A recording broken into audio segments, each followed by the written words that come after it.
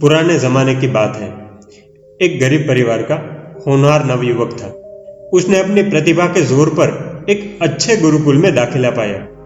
अब जो कि बात पुराने जमाने की है, सो गुरुकुल में एक उसको छोड़ के बाकी सभी विद्यार्थी या तो राजकुमार थे या तो राजघराने से संबंध रखते थे। धीरे धीरे उन लोगों की बात सुन सुनकर इस युवक के मन में भी धन कमाने की इच्छा जागृत होने लगी। उधर गुरु बड़े ही समझदार थे।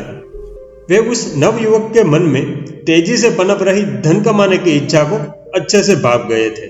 सो जैसे ही उसकी शिक्षा समाप्त हुई और उसने गुरु से गुरु दक्षिणा के बारे में पूछा, तो उसी पल गुरु ने कहा, तू मेरी खातिर धनवान बन जाओ, बस यही तेरी मुझे गुरु दक्षिणा होगी। आज से तू धन कमाना ही अपने जीवन का उद्देश्य रख। गुरु वाकई समझदार थे। उन्होंने यह कहकर शिष्य की दबी हुई इच्छा को सतह पर ला दिया। गुरु की बात भी सही थी। दबी इच्छा से बड़ा पाप क्या होगा। खैर, यह तो गुरु की सोच थी। शिष्य की बात करें तो उसको तो जो चाहिए था वह मिल गया था। वह गुरु का आशीर्वाद लेकर धनपति बनने के लिए निकल पड़ा। और शिष्य का भाग्य तो देखो कि एक दिन उसे एक राजा के बारे में मालूम पड़ा जो बड़ा ही दिलदार था। उसका यह नियम था कि सुबह सुबह ही जो पहला व्यक्ति उसके राजमहल में प्रवेश करता था उसे वह मुंह मांगा दान देता था। युवक की तो मानो लॉटरी ही लग गई थी। वह एक लंबी यात्रा करके उस राजा के राज्य में पहुंच गया था। लेकिन दुर्भाग्य से उसका राज्य में प्रवेश संध्या के समय पर हुआ था। कोई बात नहीं, सुबह कहाँ दूर थी, लेकिन देखा जाए तो बहुत दूर थी। आपको भी अनुभव होगी ही कि कोई बड़ी तमन्ना पूरी होने का घंटे भर का इंतजार भी कितना लंबा हो जाता है, जबकि इसे तो पूरी रात काटनी थी। सो उसने सोचा, क्यों ना अभी से ही राजमहल के बाहर जाकर बैठ जाऊं। कहीं ऐसा ना हो कि सुबह देर हो जाए और कोई दूसरा पहले पहुंच जाए। अब रात का बैठा हुआ था। सो अगले दिन स्वाभाविक तौर पर राजमहल में पहला प्रवेश उसी ने पाया। नियमानुसार राजा ने उसे जो चाहे वो मांगने को कहा। उसे तो विश्वास ही नहीं हो रहा था। वो हड़बड़ा गया। वह आ तो पहुंचा था, परंतु वास्तव में ऐसा भी कोई राजा हो सकता है, इस बात का उसे पूरी तरह यकीन नहीं था। भीतर ही भीतर वह उसे अफवाह और कहानी ही मान रहा था।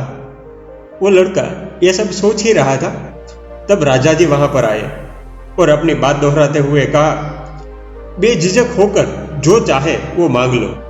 वो लड़का सोच में पड़ गया। 1000 स्वर्ण मुद्राएं तो मांग ही लेनी चाहिए। फिर उसके मन में लोभ जागा, जब दे ही रहा है तो क्यों ना 10,000 मुद्राएं ही मांग लूं। फिर तो वो पल भर में लाख पर पहुंच गया। लेकिन अब तो उसने उड़ाने भरना शुरू कर दी थी। उसने सोचा कि क्यों ना पूरा राजपाट ही मांग लूं। बस यह बात उसको जच गई और उसने पूरा राजपाट ही मांग लिया। उधर राजा ही कमाल का था। यह सुनते ही वो तो खुश खुश हो गया और उसी खुशी में बोला भी, ओहो, अब कहीं जाकर मेरी जान छूटी। अब यह शिष्य भी तो एक पक्के गुरु के यहाँ पड़ा हुआ था। तुरंत होश में आ गया कि जरूर राजपाट में कुछ तो ऐसा छुपा ही हुआ है जो राजा ऐसा कह रहा है। तो फिर मुझे तो उसके अनुभव पर ही भरोसा करना चाहिए। उसकी जान छुड़ाने हेतु मैं क्यों इस अनजान में डुबकी लगाऊं। बस उसने तुरंत राजा से क्षमा मांगी और वहां से भाग खड़ा हुआ। और इस अनुभव से उसके मन में धन कमाने की इच्छा भी चली गई। दोस्तों, अगर हमारे मन में इच्छा है तो भोगना जरूर चाहिए, पर ऐसा ध्यान रखें कि उससे जल्द से जल्द छुटकारा हो जाए। अपनी इच्छा से छूटना महानता है।